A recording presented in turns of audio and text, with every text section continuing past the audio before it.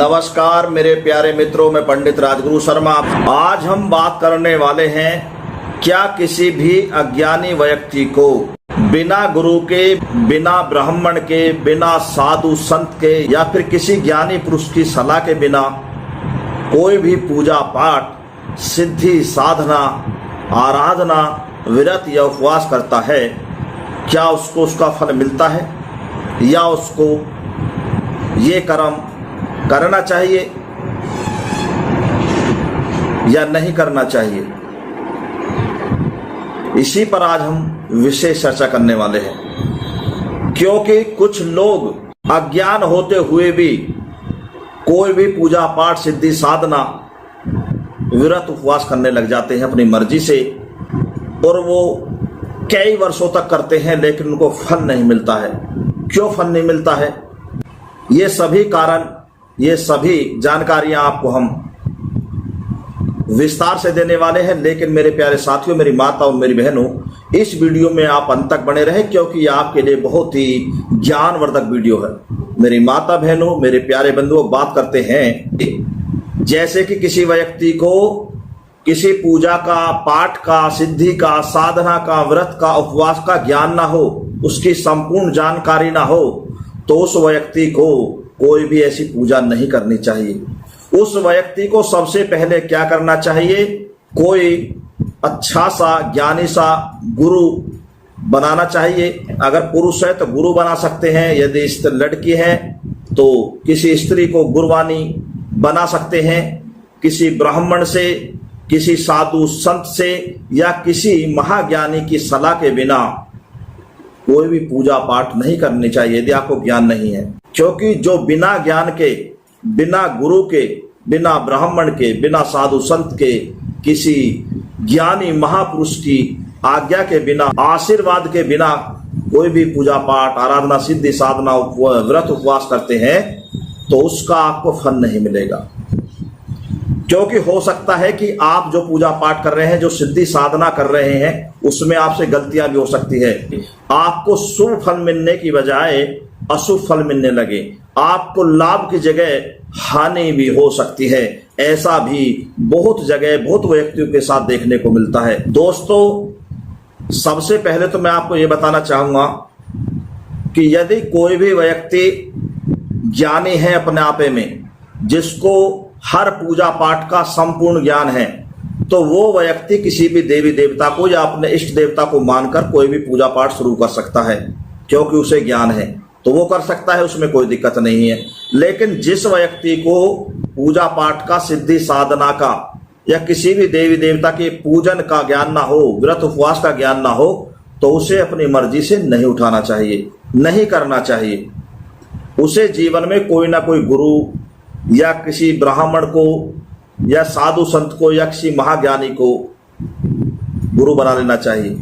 उनका आशीर्वाद लेकर, उनकी जानकारी लेकर, उनसे ज्ञान प्राप्त करने के बाद ही जो भी आप करना चाहते हैं, चाहे सिद्धि करो, चाहे साधना करो, व्रत करो, उपवास करो, पूजा पाठ करो, या किसी भी देवी देवता को आप प्रसन्न करना चाहते हैं, तो बिना गुरु के नहीं करें। इसमें सबसे बड़ा फल क्या होता है कि यदि आप खुद पूजा पाठ करते हैं अपनी मर्जी से बिना गुरु के, तो जो आपसे गलती होगी उसका दंड आपको भरना पड़ेगा।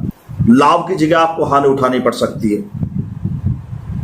आप पागल भी हो सकते हैं, शरीर को कष्ट भी हो सकता है, घर में कलह हो सकती है, या भारी नुकसान का आपको सामना करना पड़ सकता है। ऐसी कोई भी समस्या आपके साथ घटित हो सकती है। तो इसलिए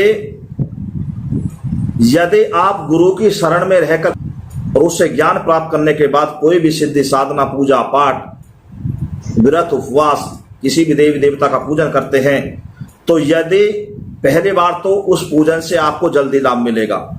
क्योंकि जो गुरुओं का, ज्ञानियों का, ब्राह्मणों का आशीर्वाद लेकर कार्य किया जाता है, वो बहुत जल्दी संपन्न होता है, उसका फल भी मिलता है। दूसरी खास बात यह है कि यदि आप पूजन में, उपवास में, पूजा पाठ, सिद्धि साधना में, किसी भी पूजा में, देवी देवता की पूजा करने में कोई भी गलती कर देते हैं या भूल चूक में हो जाती है, तुमको वो दंड या वो भूल जो हुई है वो आपको नहीं झेलनी पड़ेगी। फिर उसका दंड और उसका वो अशुभ फल गुरु झेलता है। जिसने आपको ये ज्ञान दिया है या जिसकी शरण में रहकर जिससे जानकारी करके आप ये पूजन पाठ कर रहे हैं। तो सबसे खास बात यह है। और दूसरी बात यह है कि यदि आप कोई भी व्रत उपवास करते हैं, जिस देवी देवता का व्रत उठाना चाहते हैं, तो सबसे पहले यानी उस देवी देवता की स्थापना करानी चाहिए, उसके नाम से हवन कराना चाहिए, उसके नाम से दान पुण्य भोजन खिलाना चाहिए, जिसके नाम से आप व्रत कर रहे हैं। जब आप व्रत पूरे कर लेंगे, 5 करो, 7 करो, 11 करो, जब आप व्रत अपनी संकल्प द्वारा पूरे कर लेंगे, तो जब आपको लास्ट में भी आपको उद्यापन जब करना होता है, तब भी आपको हवन कराना पड़ता है, दान पुण्य करना पड़ता है, भोजन खिलाना पड़ता है या कन्या पूजन करना पड़ता है। तब जाके आपको अपनी मेहनत का, अपने पूजन का, अपने व्रत का आपको फल मिलेगा। दूसरी बात यह है, जो व्यक्ति पूजा करो, पाठ करो, सिद्धि करो, साधना करो, कोई भी व्रत उपवास करो, किसी भी देवी देवता का पूजन करो, तो हमेशा उस टाइम स्नान करके बिल्कुल शुद्ध होने के बाद, ब्रह्मचर्य का पालन करने के बाद ही आप ये पूजन पाठ सिद्धि साधना व्रत उपवास करें। यदि पूजा पाठ करते समय, व्रत उपवास करते समय, सिद्धि साधना करते समय, किसी भी देवी देवता की पूजा करते समय यदि आपके मन में कोई गंदा विचार आता है, कोई मैल आपके दिल में आ जाता है, किसी के प्रति कपट होती है, किसी का बुरा चाहने के लिए आप पूजा पाठ कर रहे हैं, या आपके मन में कोई पाप आ जाता है, किसी के प्रति बुरा सोचते हैं, तो आपको उस पूजा का लाभ नहीं मिलेगा, उल्टा आपको उसका अशुभ फल मिलेगा और आपको उसका दंड मिलेगा। इसलिए कोई भी कार्य बिना सोचे समझे, बिना गुरु की आज्ञा के कोई भी पूजा कर्मकांड नहीं करें। ये मैं आपको बता देना चाहता हूं। और खास कुछ बातें और भी हैं कि जैसे कुछ व्यक्ति, अज्ञानी व्यक्ति या कोई भी व्यक्ति चलता फिरता बता देता है, चलो व्रत कर लो, फलाना कर लो। कोई कहता है कि हम परेशान हैं, हमें क्या करना चाहिए। तो कुछ लोग जब परेशान होते हैं तो वो अपनी मर्जी से व्रत कर लेते हैं या किसी भी देवी देवता का पूजन करना शुरू कर देते हैं और उनको लाभ मिलता नहीं है। लेकिन क्यों नहीं मिलता है? अब परेशानी तो तुम्हें दूसरी है और पूजा तुम दूसरे तरीका से कर रहे हो। यानी कि पूजा भी उसी तरीका से करनी चाहिए जिससे कि आप परेशान हैं। जिस परेशानी से आप परेशान हैं, उसी परेशानी को हल करने के लिए उसी से जुड़ी पूजा पाठ करनी चाहिए, तभी आपको लाभ मिलेगा। अब सीधी सी बात है, जैसे आप किसी डॉक्टर के पास गए, जैसे कि आपके पेट में दर्द हुआ या बुखार हुआ, तो आप अचानक किसी स्टोर से लेकर नई दवा खाने लग जाएं, तो वो एक रिस्क होता है। हो जाए तो ठीक है, नहीं तो कोई मतलब ही नहीं है, नुकसान भी कर सकता है, या वो रोग बढ़ते बढ़ते बहुत ज्यादा बड़ा रूप ले लेता है। तो ऐसी कमियां करने के कारण, ऐसी सोच के कारण आदमी को दंड मिलता है और उसे भुगतना पड़ता है। यदि कोई व्यक्ति रोगी है, यदि वो तुरंत जाकर किसी अच्छे डॉक्टर से, किसी अच्छे वैद्य से, किसी अच्छे चिकित्सक से जाकर अपने रोग के बारे में सलाह ले, बताए, टेस्ट कराए, तो वो डॉक्टर, वो वैद्य, वो चिकित्सक आपको अच्छी दवा देगा, आपके रोग के अनुसार देगा। तब आप वो दवा खाएंगे तो आपको आराम मिलेगा, नुकसान भी नहीं होगा और बहुत जल्दी आप ठीक हो जाएंगे। और जो व्यक्ति बिना डॉक्टर, बिना वैद्य, बिना चिकित्सक के कोई रोग शरीर में हो गया, पता है नहीं, कुछ भी दवाई लेकर स्टोर से अपने मर्जी से खा लेते हैं, तो उसका दंड तो भरना ही है। तो ऐसी परेशानी आ जाती है। मेरा कहने का मतलब यह है कि आप जीवन में किसी भी समस्या से परेशान हैं या कोई भी पूजा पाठ या कैसा भी कर्मकांड करना चाहते हैं, तो बिना गुरु के, बिना ब्राह्मण के, बिना साधु संत महाज्ञानी पुरुष की शरण के बिना, उनका आशीर्वाद लिए बिना ना करें।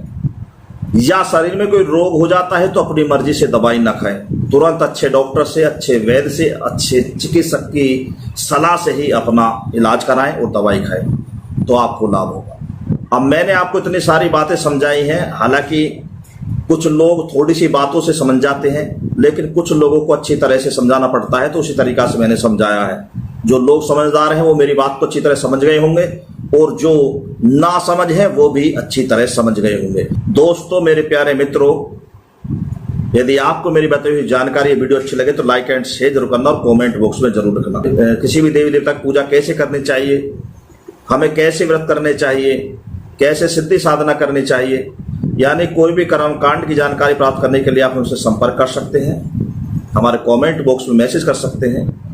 दोस्तों आपको मैं एक बात और बता देता हूं जाते जाते कि जो पूजाएं होती हैं, जो कर्म कांड होते हैं, ये अलग अलग प्रकार के होते हैं।